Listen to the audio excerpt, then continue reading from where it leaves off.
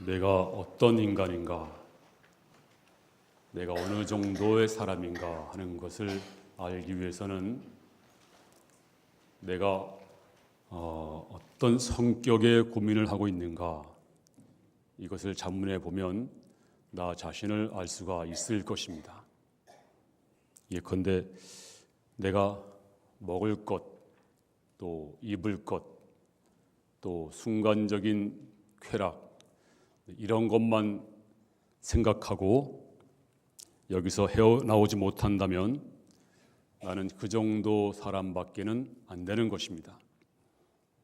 조금 더 정신적인 것, 또 더 나아가서 영적인 고민, 이런 고민이 있어야 됩니다.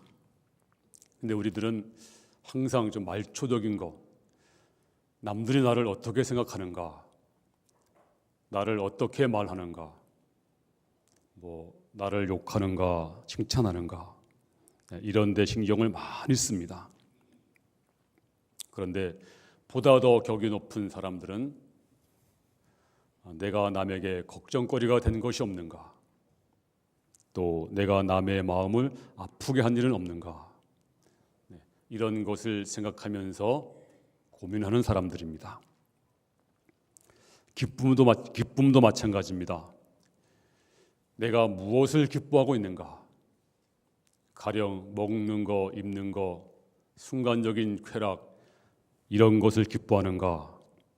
아니면 좀 더 영적인 것, 조금 더 정신적인 것, 이런 것을 기뻐하고 있는가 하는 것입니다. 성경에는 기뻐하라, 이 말씀이 참 많이 나옵니다. 무려 164번 나오고, 또 기뻐하라는 말씀은 191번 나옵니다. 성경에서 죄를 회개하기 위해서 애통하라는 말씀은 많이 있습니다. 또 회개하기 위해서 눈물을 흘리라, 이 말씀도 많이 있습니다. 그런데 성경에는 슬퍼하라, 자신을 이렇게 고행하라, 그런 말씀은 없습니다. 그러므로 우리가 정말 잘 기뻐해야 됩니다. 어떻게 기뻐할 것인가 하는 것이 오늘 본문의 말씀입니다. 자, 주님의 제자들 70명의 제자가 전도를 하고 돌아왔습니다. 그리고 너무 기뻤습니다. 그 기쁨의 보고가 오늘 본문에 나와 있습니다. 오늘 17절에 보면 본문 70인이 기뻐하여 돌아와 이르되 주여, 주의 이름이면 귀신들도 우리에게 항복하더이다. 70인이 기뻐하면서 돌아와서 너무 기뻤습니다. 극적인 기쁨이었습니다. 귀신들이 항복을 했습니다. 통쾌했습니다. 너무너무 오늘 아주 엄청난 기쁨을 체험했습니다 하면서 싱글벙글 기뻐하고 있습니다. 자, 주님은 이 말씀을 들으시고 이렇게 말씀하십니다. 오늘 20절에 그러나 귀신들이 너희에게 항복하는 것으로 기뻐하지 말고 너희 이름이 하늘에 기록된 것으로 기뻐하라. 귀신이 항복했다는 거 물론 기쁜 일이죠. 근데 그보다 더 진짜 기뻐할 것이 있다. 너희가 진짜 기뻐할 것은 너희 이름이 하늘나라에 기록된 것, 이것이 훨씬 더 기뻐할 일이다. 자, 오늘 이 말씀을 통해서 참 기쁨이 무엇인가 하는 것을 한번 상고해 보겠습니다. 자, 70인의 제자 기쁨이 이것이었습니다. 예수님, 우리가 귀신을 명령했더니 귀신이 물러갔습니다. 병자를 고쳤습니다. 내가 이런 일을 했습니다. 내가 참 신기합니다. 정말로 통쾌했습니다. 이것은 내가 뭔가를 해서 얻은 기쁨, 뭔가 정말 전에 없던 일, 정말 신기한 일, 너무 기뻐서 기뻐하고 있습니다. 하지만 예수님은 그와 정반대로 생각하시면서 정말 기쁨이 무엇인가 하는 것을 우리에게 알려주고 있습니다. 예컨대 누가복음 13장에 보면 무려 18년 동안이나 귀신 들려서 고통을 당하던 한 여인이 나옵니다. 이제 주님이 그를 불쌍히 여겨서 그 여인을 고쳐주셨어요. 그랬더니 한 서기관이 시비를 겁니다. 아니 예수여, 아니 오늘이 안식일인데 왜 안식일을 범하면서 그 귀신을 쫓아내십니까? 안식일을 범한 것입니다 하면서 이제 주님을 힐난했습니다. 그때 주께서 말씀하시기를, 누가복음 13장 16절, 다 같이 시작. 그러면 18 동안 사탄에게 매임받은 이 아브라함의 딸을 안식일에 이 매임에서 푸는 것이 합당하지 아니하냐. 지금 이 서기관은 시비를 걸고 있습니다. 왜 안식일을 범하고 있습니까? 하지만 주님은 야, 잘 봐라. 지금 이 여자는 무려 18년 동안이나 사탄에게 매여서 정말 피폐한 삶을 살았다. 고통의 삶을 살았다. 그러므로 이 여인을 안식일이라도 빨리 구해내는 것이 마땅하지 않느냐. 이것은 무슨 기쁨일까요? 내가 고쳤다, 내가 했다, 잘 봐라, 내가 이런 능력이 있지 않느냐, 이런 것이 아닙니다. 그 여인을 구해냄으로 말미암아서 그 여인이 거기서 건져나면 얼마나 기쁘겠습니까? 얼마나 이 여인이 거기서 이제 해방되면 얼마나 좋겠습니까? 그러므로 우리 주님의 기쁨은 그 여인의 기쁨을 함께 기뻐하고 있는 것입니다. 함께 그 여인과 기쁨을 동참하고 있는 것입니다. 바로 비슷한 비유가 잃은 양의 비유입니다. 양 한 마리를 잃어버렸습니다. 99마리를 두고 한 마리를 찾아 나서서 귀엽고 찾았습니다. 자, 이 목자가 이제 한 마리 양을 어깨에 메고 돌아오면서 기뻐합니다. 그 기쁨이 무슨 기쁨일까요? 야, 세상에 한 마리를 찾아가지고 꼭 100마리를 채웠어. 아구를 맞췄어. 한 마리 못 찾았으면 뭔가 깨름직한데 한 마리 찾아서 내가 100마리가 됐다. 할렐루야. 그런 기쁨일까요? 그런 기쁨이 아니라 이 목자의 기쁨은 이 양 한 마리가 사대에 찢기든지 아니면 이에게 물리든지 하면 얼마나 아팠을까? 어떨 뻔했는가? 그래서 돌아올 때는 생명 하나를 찾은 기쁨, 바로 그 기쁨을 동참하고 있는 것입니다. 그러므로 기쁨이 무엇입니까? 내가 자유하는 것보다 남을 자유케 하는 기쁨, 그게 진짜 기쁨이에요. 또 내가 행복해서 내가 기쁨보다 남을 행복하게 해주고 그 기쁨에 동참하는 것, 이게 진짜 기쁨이 아니겠습니까? 또 내가 먹고 기뻐하는 것보다 남에게 먹여주면서 기뻐하는 것, 이게 바로 어머니의 기쁨이에요. 엄마는 내가 안 먹어도 자식이 먹으면 기뻐하는 것입니다. 그러므로 내가 안 먹더라도 상대방을 먹여주면서 상대방이 기뻐하는 것, 이것에 동참할 수 있는 기쁨이 훨씬 더 격이 높은 기쁨입니다.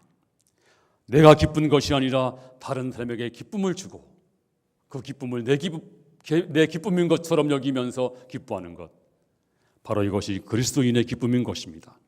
오늘 제자들은 내가 고쳤습니다, 내가 했습니다, 내가 했더니 이런 일이 벌어졌습니다, 정말 기쁩니다. 이것이 아니라 우리 주님은 그 사람들이 얼마나 기뻤겠는가, 그 병에서 고침받은 그 사람들이 얼마나 기뻤겠는가. 그러므로 기쁨이 무엇일까요? 기쁨은 일차적인 기쁨이 아니라 남을 기쁘게 해주고 남에게 먹여주고 남에게 평화를 주고 남을 섬겨주고 그리고 기뻐하는 것, 이것이 참 기쁨인 것입니다. 어떤 분이 그러더라고요. 자기는 운동 경기할 때 일부러 져준대요. 상대방 기뻐하는 거 보고 기뻐하려고. 어떤 분은 악착같이 이긴대요. 상대방이 낙심하는 걸 보려고. 물론 져줄 필요는 없겠죠. 근데 상대방이 기뻐하는 거 보고 기뻐할 수 있는 마음, 이것이 어머니의 기쁨이고 우리 주님의 기쁨이고 바로 여러분의 기쁨인 줄로 믿습니다.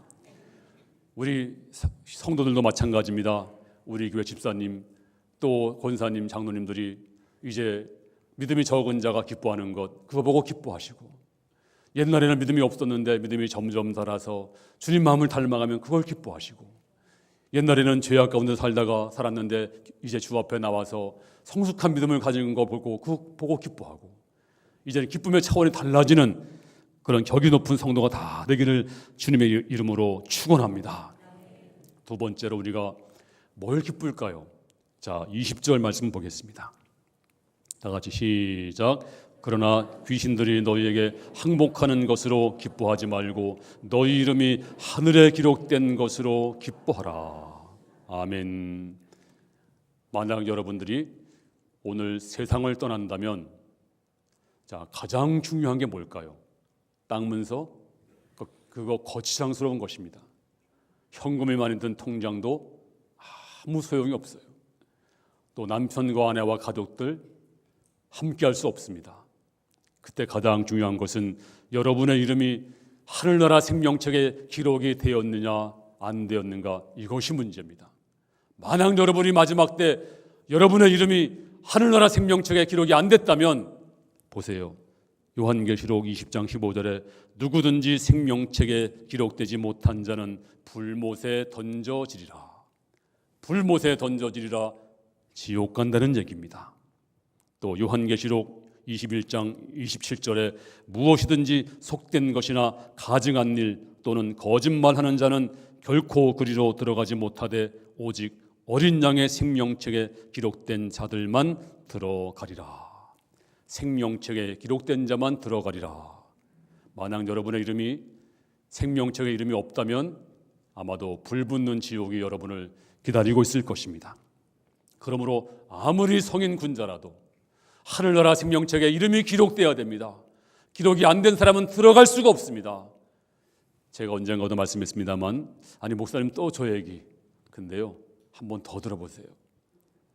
못 들어본도 요즘 오신 분들은 못 들어봤을 거예요. 제가 신학교 1학년 때 이제 저를 가르쳤던 그 교수님이 라스터 선교사님이었는데 그분이 미8군 수양관 사령관하고 친구였어요. 그래서 빽이 좋아서 우리 반만 미8군 수양관에 초청을 받았어요. 그 당시는요 국회의원도 못 들어갔대요. 그 정도로 굉장히 좋은 데였는데요. 그게 얼마나 흥분되겠어요. 그래서 아침도 굶고 점심도 굶고 저녁에 초대받았는데 반장이 이제 다 영어로 이름을 써가지고 제출을 하면, 그런데 이제 한 명 한 명 대조하고 들어가는데 제 이름이 없는 거예요. 반장이 제 이름을 실수로 뺐습니다. 사정했습니다. 그 보초에게, 보초 서고 있는 미군 아주 백인 병사에게 아무리 사정을 해도 눈도 깜짝하지 않고 문을 탁 닫아버리는데요. 냉정하게 닫아버리는데 저 혼자 밖에 남았습니다. 한 2-3시간 동안 남산을 빙빙 돌면서 달 보고 울었어요. 너무너무 들어가고 싶었어요. 근데 들어갔다 나오더니 히히덕거리면서 말하기를, 야, 미국 놈들 참 희한하다. 어떻게 닭을 깨끗하게 먹지 않고 반만 먹고 버리냐. 지금 생각해보니까 이게 후라이드 치킨이었어요. 닭다리였어요. 지금도 우리 그렇게 먹잖아요. 근데 그게 신기했었나 봐요. 그러니까 저도 너무 신기했어요. 너무 궁금했어요. 문이 안 열립니다. 이름이 없으니. 그렇습니다. 여러분의 이름이 없다면 천국문은 닫혀질 것입니다. 그러므로 주께서 말씀하십니다. 가장 기뻐할 것이 무엇이냐? 너 이름이 하늘에 기록된 것, 이것이 기쁜 것이다. 그러면 어떻게 해야 여러분의 이름이 하늘 생명책에 기록될까요? 너무나 간단합니다. 여러분이 2번 태어나야 됩니다. 한 번 태어나면 여러분의 이름이 구청에, 호덕의 이름이 올라갑니다. 저 호덕의 이름이 기록됩니다. 이것이 육적인 탄생입니다. 그런데 2번째, 한 번 더 태어나야 됩니다. 영적으로 태어나야 됩니다. 주님 만나서 한 번 더 태어나면, 영원히 태어나면 이걸 가리켜서 거듭난다. 이것은 구원을 받았다, 이런 뜻입니다. 2번째 태어나면 여러분의 이름이 어디 기록되나요? 하늘나라 호덕에 이름이 기록됩니다. 한 번 태어나면 구청에 기록되고, 2번째 태어나면 하늘나라 호덕에 기록되고, 그래서 영적인 탄생, born again, 거듭남, 이 탄생이 반드시 있어야 됩니다. 이것이 없이는 여러분의 이름이 하늘나라 기록될 수 없습니다. 요한복음 3장 3절에 예수께서 대답하여 가라사대 진실로 진실로 내게 이르노니 사람이 거듭나지 아니하면 하나님 나라를 볼 수 없느니라. 하나님 나라 아예 볼 수 없어요. 거듭나지 아니하면. 또 그 다음 절 보면 예수께서 대답하시되 진실로 진실로 내게 이르노니 사람이 물과 성령으로 나지 아니하면 하나님 나라에 들어갈 수 없느니라. 들어갈 수 없느니라. 그러므로 반드시 거듭나야 됩니다. 거듭나지 아니하면 하나님 나라 들어갈 수 없고 이름이 생명책에 기록될 수 없습니다. 제가 도덕을 설교할 수가 있습니다. 제가 철학을 설교할 수가 있습니다. 제가 사랑을 설교할 수가 있습니다. 하지만 더 시급하고 가장 중요한 메시지가 있다면 여러분이 거듭나야 됩니다. 두 번째 태어나야 됩니다. 어떻게 태어나나요? 바로 우리가 예수 믿고 나는 죄인입니다, 나를 불쌍히 여겨주시옵소서 고백하면 우리 주님이 성령으로 내게 오셔서 내 영혼을 거듭나게 하세요. 그리고 여러분을 구원해 주십니다. 여러분을 하나님 백성 삼아 주십니다. 내가 하는 것이 아무것도 없어요. 오직 믿음으로 주 앞에 나가면 하나님께서 말씀하시기를 내가 주님을 영접하면 요한복음 1장 12절에 영접하는 자 곧 그 이름을 믿는 자들에게는 하나님의 자녀가 되는 권세를 주었으니 여러분이 예수님을 영접하면 구원받으면 여러분들이 하나님의 자녀가 될 줄로 믿습니다. 그리고 하늘나라 생명책의 이름이 기록될 줄로 믿습니다. 그리고 놀라운 기쁨이 넘쳐날 줄로 믿습니다. 마치 파도처럼 해일처럼 용암처럼 솟아오르는 기쁨이 여러분에게 충만하기를 주님 이름으로 축원합니다. 그리고 이제 마지막으로 우리가 무엇 때문에 기뻐할까요? 정말로 기쁠 이유가 있습니다. 그 기쁨의 이유는 주님이 우리에게 주신 능력과 권세 때문에 기뻐하라, 이렇게 말씀해 주고 있어요. 자, 제자들이 주님, 제가 병자를 고쳤어요. 제가 귀신을 쫓아냈습니다. 명했더니 귀신이 나가더라고요. 이게 꿈이냐 생시냐? 놀라웠습니다. 하지만 주님이 이 말씀을 들으시고 교정시켜 주었어요. 네가 했다고? 네 능력을 했다고? 천만에 네가 한 게 아니고 내가 너에게 능력을 주었느니라. 내가 너희에게 권세를 주었느니라. 이 말씀이 18절로 19절입니다. 예수께서 이르시되 사탄이 하늘로부터 번개같이 떨어지는 것을 내가 보았노라.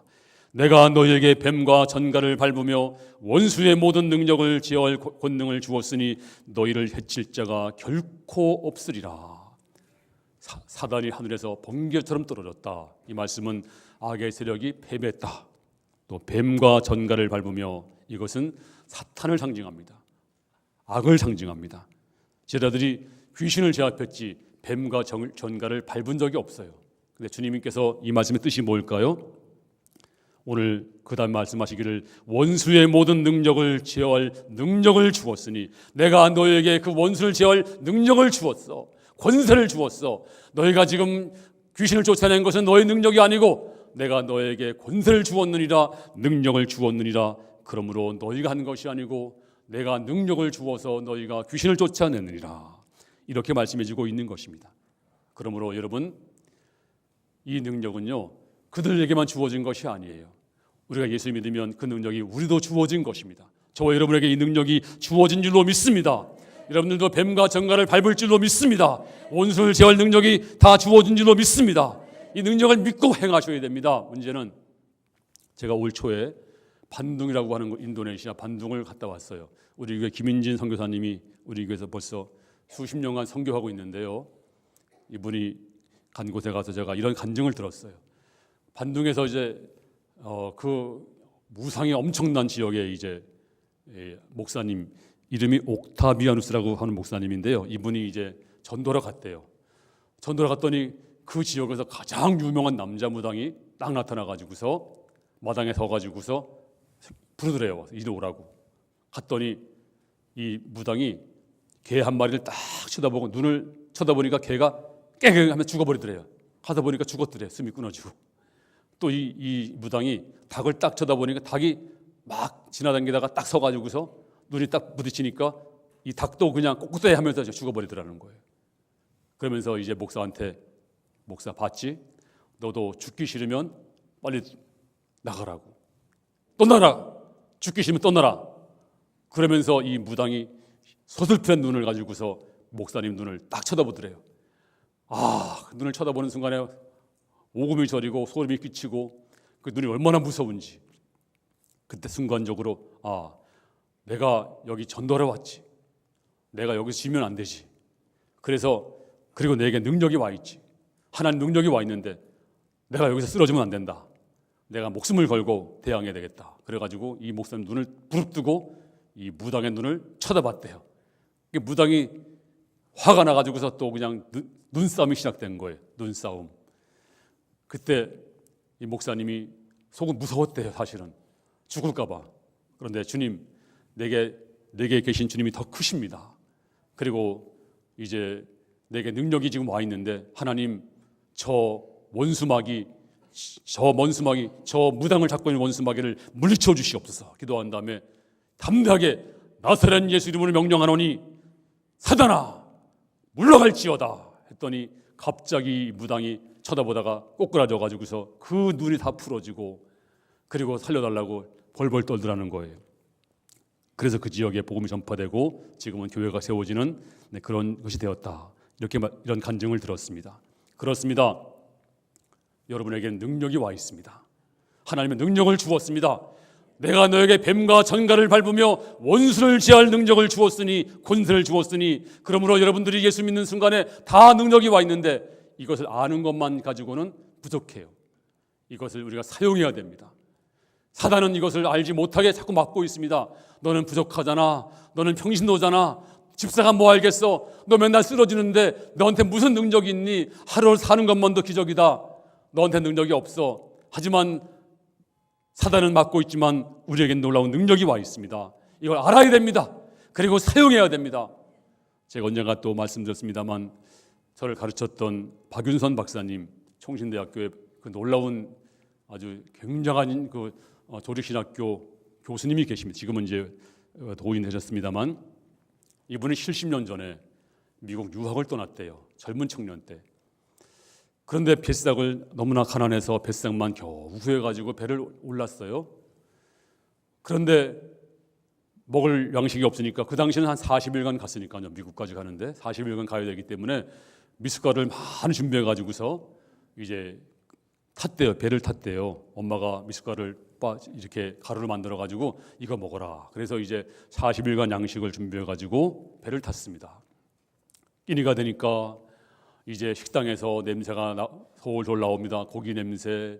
또 사람들이 배를 두드리면서 야, 이 다이어트를 해야 되겠어. 너무 배불러. 그런 말 들을 때마다 이 목사님은 그때 청년이었죠. 너무 배가 고팠고 먹고 싶었고 하지만 돈이 없으니까 식당 근처도 못 가면서 항상 구퉁이에서 미숫가루 먹으면서 40일을 보냈대요.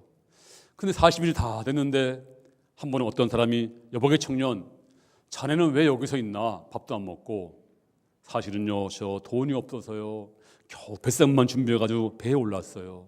저는 이 배에 먹을 저 음식을 사 먹을 돈이 없거든요.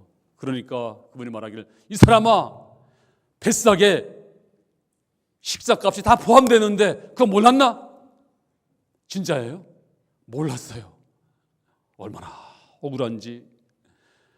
알았으면 좋았는데 몰라서 40일간 쫄쫄 굶은 거예요. 사탄은 여러분이 능력을 가지고 있는 걸 모르기를 바라요. 그리고 여러분을 지금도 참수합니다. 네가 뭐 한다고? 너는 능력도 없는데 너 하루 사는 것만도 기적이다. 아닙니다. 능력이 와 있습니다. 하나님 놀라운 능력을 가지고 있습니다. 그러심으로 행하시기 바랍니다. 주께서 말씀하시기를 하늘과 땅의 모든 권세를 내게 주었으니 너희는 가서 모든 족속으로 세대를 삼아 아버지와 아들과 성령의 이름으로 세례를 주고 내가 너에게 분부한 모든 것을 가르쳐 지키게 하라. 우리 주 예수님은 권세를 가지고 올라간 것이 아니고 권세를 우리에게 다 맡겨주시고 올라갔습니다. 그러므로 이 능력을 여러분들이 행하실 수 있기를 바랍니다. 로마서 5장 17절에 한 분 예수 그리스도를 통하여 생명 안에서 왕 노릇하리로다. 이 말씀은 여러분이 천당 가서 왕이 된다 이런 말이 아닙니다.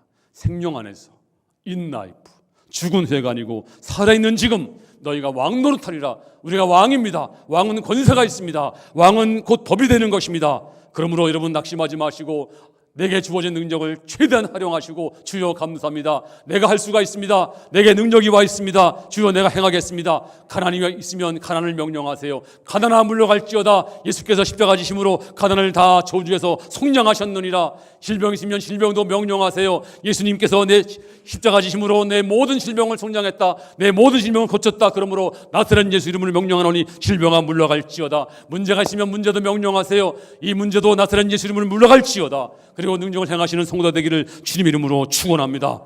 요한복음 14장 12절에 내가 진실로 너희에게 이르노니 나를 믿는 자는 나의 하는 일을 저도 할 것이요 또한 이보다 더 큰 것도 하리니 이는 내가 아버지께로 감이니라. 그렇습니다. 주님이 행한 것을 할 수가 있습니다. 더 큰 것도 할 수가 있습니다. 믿음으로 행하시길 바랍니다. 행하시기 바랍니다. 반드시 할 줄로 믿습니다.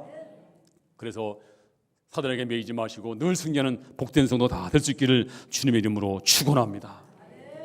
이제 결론을 말씀드리겠습니다. 이제 우리가 왜 기뻐해야 될까요? 바로 하나님의 사역에 이제 동참된 것, 하나님의 놀라운 사역에 수종된 것, 정말로 감사하고 기뻐해야 됩니다. 우리가 하는 일 다 귀한 것입니다. 하지만 여러분이 하는 일 중에서요, 어떤 일은요, 저 하늘나라까지 연결되는 일이 있습니다. 그런가 하면 어떤 일은 내가 죽음으로 끝나는 일이 있습니다. 어떤 일은 하늘에 기록될 만한 일이 있어요. 어떤 일은 여기서 다 소멸되는 일이 있습니다.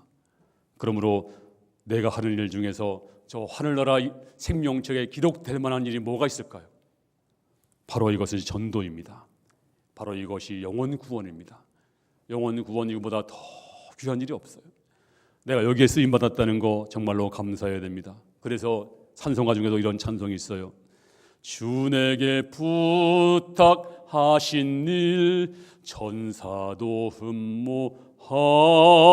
흠모하겠네. 천사에게는 영혼 구원의 그 기회가 허락되지 않습니다. 우리에게만 허락된 것입니다. 여러분, 선한 일 하는 거, 착한 일 하는 거 불신자도 할 수 있어요. 성도만 하는 것이 아닙니다. 사회 개혁하는 거 불신자도 할 수가 있습니다. 꼭 성도만 하는 것이 아닙니다.